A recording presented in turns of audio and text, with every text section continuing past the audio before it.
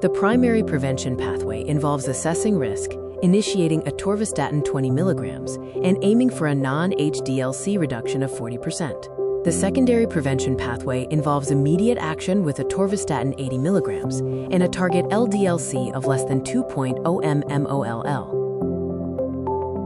If the primary prevention target is not met, escalation includes checking adherence, titrating atorvastatin, and adding ezetimibe. The secondary prevention escalation involves max tolerated statin, adding ezetimibe, and adding injectable therapies.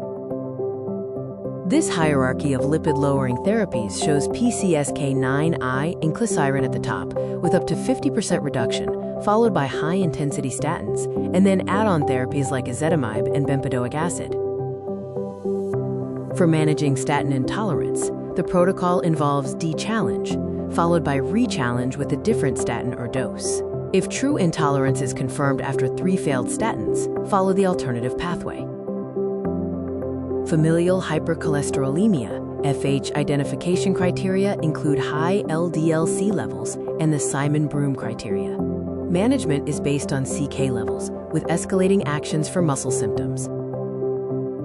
The safety protocol for abnormal liver function tests, LFTs, suggests continuing therapy if transaminase is less than 3x-ULN. If it is 3x-ULN or greater, stop the statin and repeat LFTs in 1 month.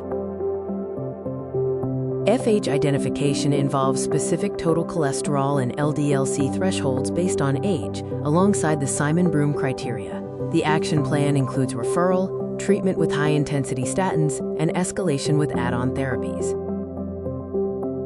Management of hypertriglyceridemia is categorized into moderate, high, and severe risk. Severe risk requires urgent referral and immediate medical attention. Moderate and high-risk actions include assessing CVD risk, lifestyle modification, and specialist advice.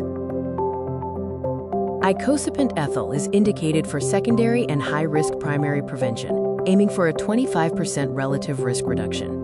Fibrates are not routinely recommended for primary prevention due to lack of significant benefit. For people living with HIV, offer a statin to all aged 40 and over. Boosted protease inhibitors increase statin levels, requiring a low starting dose of atorvastatin. Efavirenz reduces statin levels, making rosuvastatin the preferred option. For CKD stages 3 to 5, offer atorvastatin 20 milligrams. For type 1 diabetics over 40 with risk factors, offer a statin. Due to teratogenic risk, statins must be stopped 3 months before planned conception and avoided during pregnancy or breastfeeding. Inclisiran is an injectable therapy for secondary prevention administered every 6 months. PCSK9 inhibitors are for secondary prevention or FH. They require specialist initiation and offer 50 to 60% additional reduction.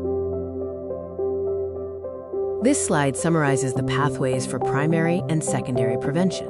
Primary prevention includes healthy lifestyles and statins. Secondary prevention focuses on intensive lipid lowering with targets and therapies like ezetimibe to prevent recurrence.